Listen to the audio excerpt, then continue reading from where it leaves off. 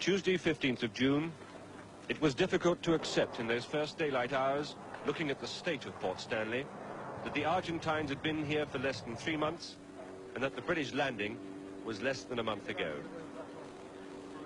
Stanley looked and felt as if it had been at war so much longer. And it was obvious from what they'd brought with them that the Argentines thought they'd come to stay, even to the point of renaming streets and buildings in Spanish for the convenience of their troops. Thankfully, the Royal Marines quickly began to put things right.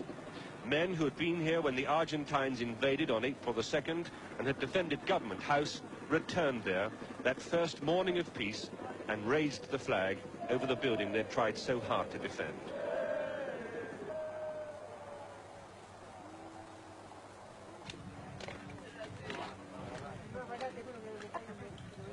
It is easy to criticize an enemy in defeat, easy to believe the half-truths that were rapidly beginning to circulate around Stanley. But it is true to say that the Argentines have not left the capital as they found it.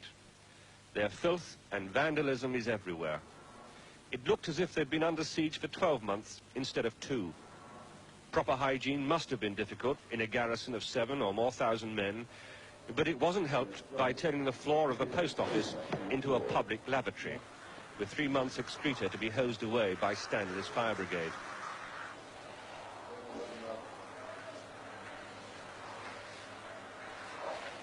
And the narrow streets were used as much as rubbish dumps as thoroughfares, with rotting food and unwanted discarded equipment littering the gutters. The Argentines had an odd way of impressing the Falklanders to the Argentine way of life.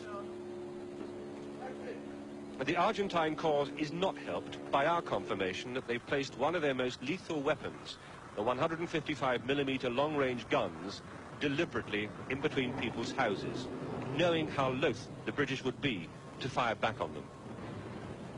The Argentine cause can't have been helped by placing their anti-aircraft guns in the school playground. It cannot be helped by painting the Red Cross on a white background on any house that suited them. They knew, of course, that it is the internationally respected symbol of immunity, the protection from attack. And yet they painted it on houses in which they garrisoned their senior officers and on houses in which they stored ammunition.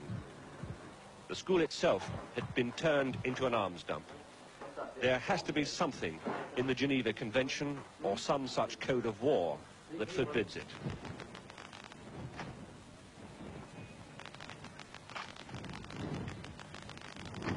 The weapons of war are stacking high, and as one pile is gathered up and stored away, so another takes its place. A lot will be destroyed, but what is in good condition will become ours to use.